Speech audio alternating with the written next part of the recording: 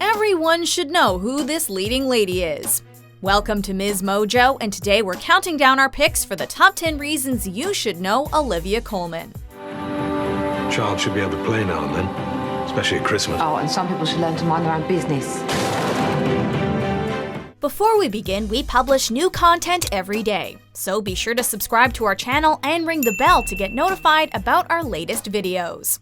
For this list, we're looking at the most interesting facts about British actress Olivia Colman, whose recent turn as Queen Anne in The Favourite has earned her widespread acclaim. It is a monstrous extravagance, Mrs. Morley. We are at war. We won! Oh, it is not over. We must continue. Oh, I did not know that. Number 10. One of her earliest film roles was in Hot Fuzz. If you still haven't seen the second entry in Edgar Wright's Cornetto trilogy, you need to stop what you're doing and go watch it immediately. The film creatively and hilariously lampoons the buddy cop genre, with its over-the-top action sequences and badass one-liners, but takes place in the tiny English village of Sandford, Gloucestershire. Blessed with one of the best British ensemble casts of the decade, the film is filled with future A-listers, one of which is Olivia Colman. Must have hit the sign at some speed. Took the old top off. I've had my top off on this layboy. She plays Doris Thatcher, a sex-obsessed, innuendo-loving police constable. Her role may be small, but Colman certainly makes the most of it. Nice one, Doris. Nothing like a bit of girl on girl.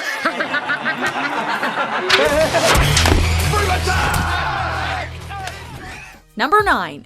Sharing the screen with Judi Dench was a dream come true. As one of the longest-working and most accomplished thespians in the business, Dame Judi Dench has no shortage of admirers. And you can definitely add Olivia Colman to that list. I know what I saw. I remember because his voice was high, the uniform was the same exactly. Though I suspect missing one button. Sir, I need your passkey immediately. We need to find a uniform and a red kimono. After finally sharing the screen with her idol in 2017's Murder on the Orient Express, Colman remarked, quote, "I dreamed about that sort of a job as long as I can remember. And to find out that she is possibly nicer than I ever imagined was just brilliant." She's also quipped that sitting next to Judi Dench all day holding a dog was her idea of heaven. Number 8. Her character on The Night Manager wasn't originally pregnant. When Olivia Colman met with director Susanna Bier to discuss a potential role in Bier's upcoming series The Night Manager, she was a little nervous. Colman had recently learned she was pregnant and worried that it might cost her the role, since her character, Angela Burr, wasn't written as such. When she turned up to the meeting, she expressed her concerns to Bier immediately, but was quickly reassured by the director. Bier told her that in the film Fargo, the lead character is also pregnant, and that the pregnancy added to the drama. You see something down there, Chief? No, I just think I'm gonna barf. Seeing as how Colman walked away with a Golden Globe for her performance, we think Bier made the right call. Any children? First and last. Number 7. Meryl Streep is an admirer. Olivia Colman may look up to Judi Dench, but her own fan club is equally impressive. Back in 2011, she played Meryl Streep's on-screen daughter in The Iron Lady, a film that ultimately earned Streep a BAFTA for Best Leading Actress. During her acceptance speech, Streep thanked the usual suspects before heaping some major praise upon her co-stars. I want to thank the soulful Jim Broadbent, the divinely gifted Olivia Colman. The lion's share went to Colman, who Meryl Streep called, quote, divinely gifted. Keep in mind that Streep has 3 Academy Awards from 21 nominations and has worked with some of the greatest actors and directors ever to walk the earth. So when she calls you gifted, it means a lot. But if I move to the right, aren't I on the wrong side of the road? Well, he's in the way. Right. Move to the right. Hey, look out! Sorry, terribly sorry. Number 6. She was in Yorgos Lanthimos' film The Lobster. When directors find actors that they like, they tend to cast them in their films as often as possible. Need proof? Just take a look at the filmographies of guys like Martin Scorsese and Wes Anderson. Another director who likes to keep things simple is Yorgos Lanthimos. After casting Rachel Weisz and Olivia Colman in his absurdist black comedy The Lobster, he decided to bring them both back for his 2018 film The Favourite. They were all staring, weren't they? I can tell even if I can't see, and I heard the word fat, and ugly. No one but me would dare, and I did not. Coleman's role in The Lobster was relatively small, but incredibly memorable. That toaster scene, anyone? I'm sorry, please! Please, I'm sorry! We look forward to more collaborations between these two unique talents in the future. Number 5. She champions good causes. Few actors can claim to have championed as many causes as Olivia Colman.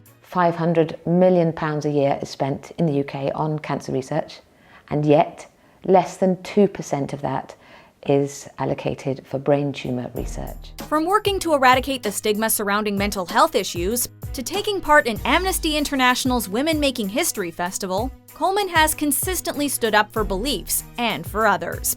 She currently serves as a patron of the Anthony Nolan Charity, which raises money for people suffering from various blood-related diseases. The healthy stem cells are the things missing for the person who will receive your donation, that for whatever reason their body can't generate for themselves. She's also a patron of the UK-based charity Tender, which works to prevent domestic abuse and sexual violence through education. And in 2014, she lent her voice to a radio documentary about Afghan women being persecuted by the Taliban. Now that's what we call putting your fame to good use. Number 4. She's picked up numerous awards. Having been in the industry for nearly 2 decades, Olivia Colman has won her fair share of awards. God, blimey.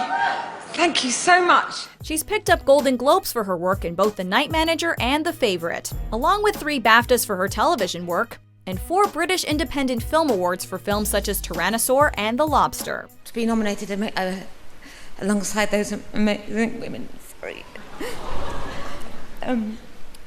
Helena, I think you're amazing. And Maxine and Gary, I'm sorry, not cool. Oh, and some Emmy nominations. All of this to go along with a bunch of others we don't have the time to mention. However, we definitely have time to point out that Olivia Colman gives one hell of an acceptance speech. My bitches. Emma and Rachel. Thank you.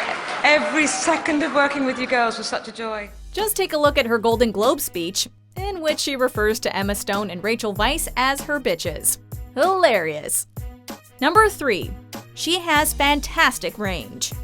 As an actor, you're defined by your ability, or inability, to play a wide range of characters. For the most part, when Tom Cruise steps on screen, he's essentially playing Tom Cruise. Whereas someone like Gary Oldman can play Commissioner James Gordon one minute and Winston Churchill the next. Olivia Colman falls into the Gary Oldman category of actors, as she's been able to convincingly pull off a number of wildly different characters. From her breakout comedic performance as Sophie Chapman in Peep Show, to her somber and nuanced turn as Detective Sergeant Ellie Miller in Broadchurch. I should be able to. Mark, I know it's taken us a while to get here, but this feels really right. Simply put, Olivia Colman can do it all. Number 2. Her performance in The Favourite. One of the most talked about films of the year, The Favourite has been called wildly creative, stunningly acted, and an uproarious send-up of the aloofness of royals. Everyone leaves me.